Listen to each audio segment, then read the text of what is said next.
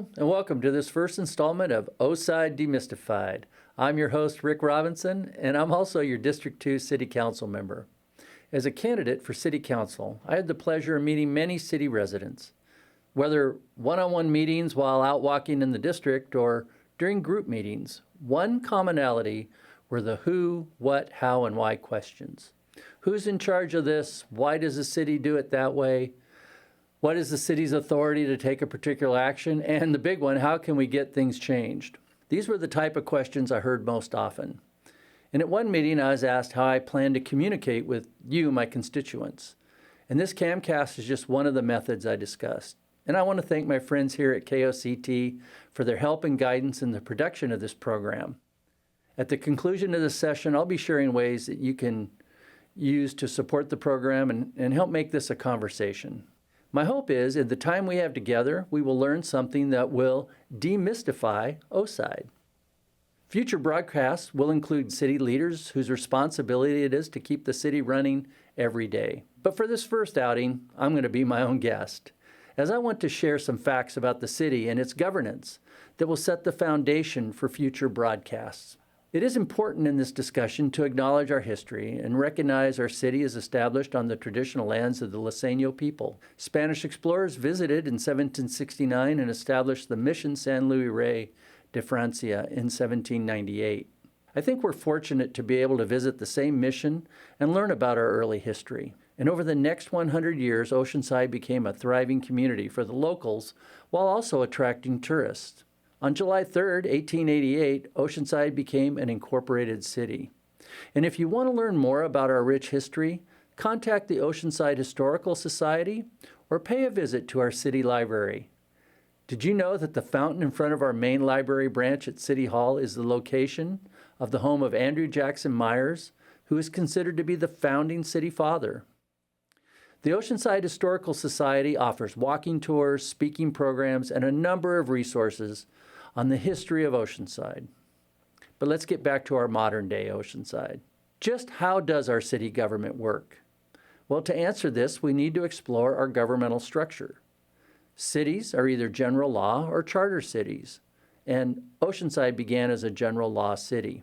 In 2010, the city adopted a city charter, thereby becoming a charter city.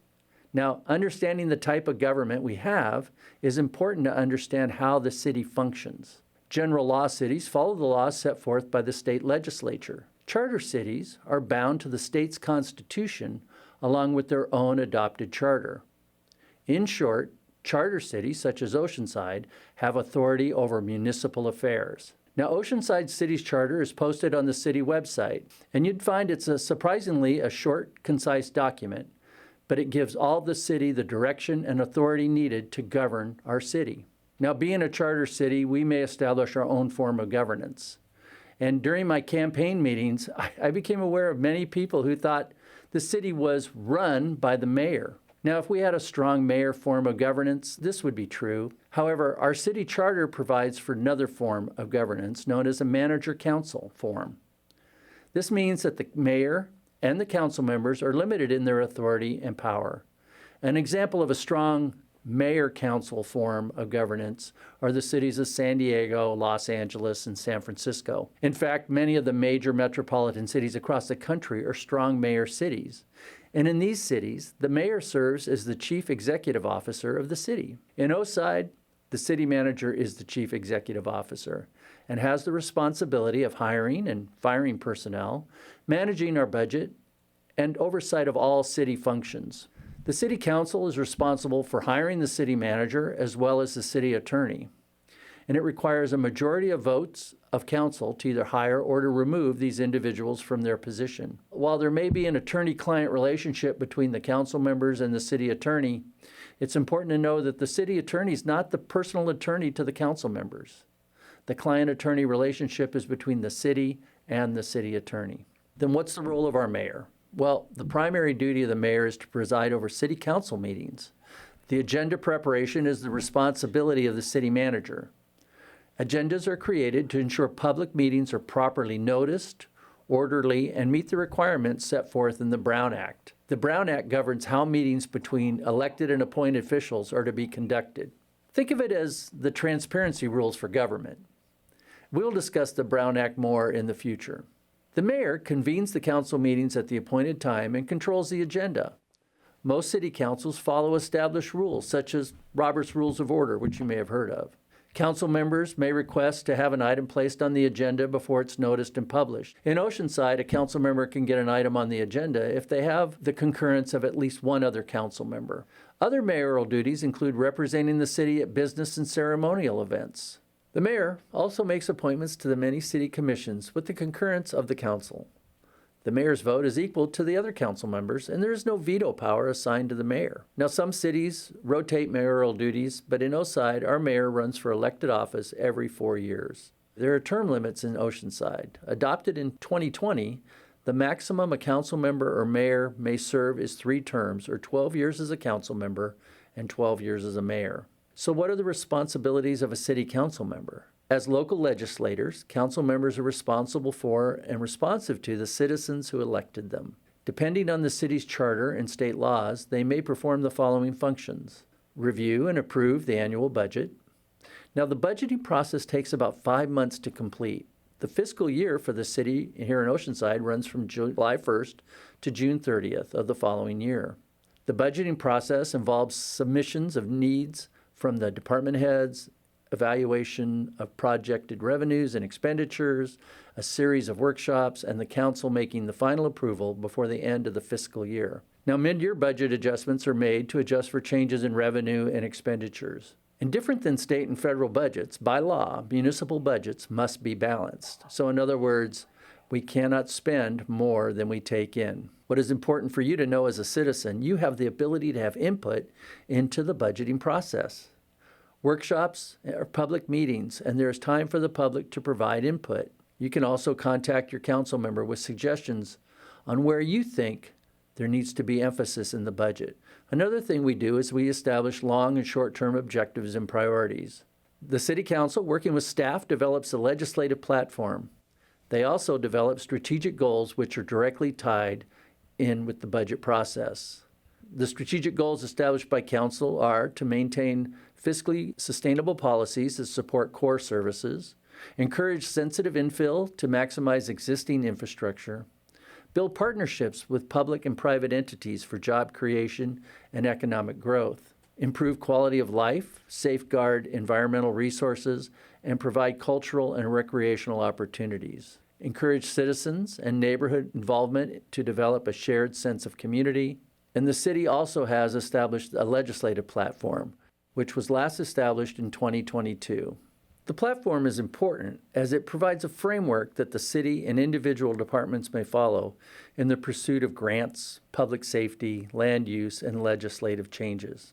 There are 8 topics in the platform, and they are public safety, housing and quality of life, economic development, fiscal stability, transportation and infrastructure, smart and sustainable city, coastal protection and enhancement, local control.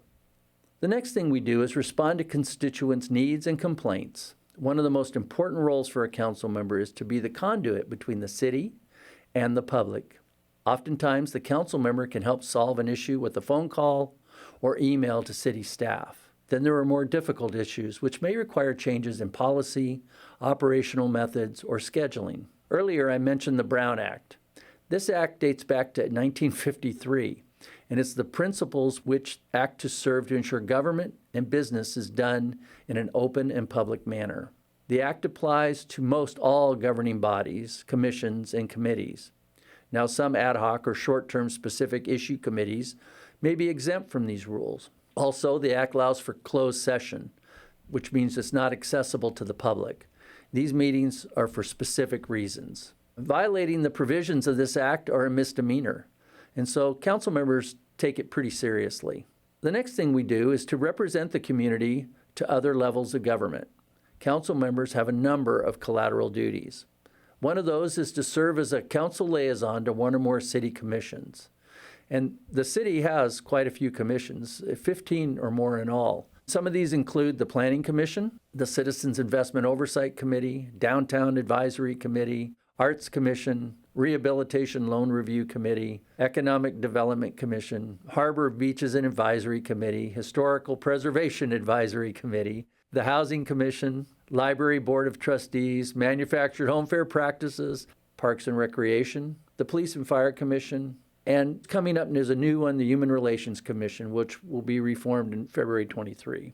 The majority of these are advisory to the City Council. This is an important function as Council relies on timely and accurate input on many of the issues related to city business and operations.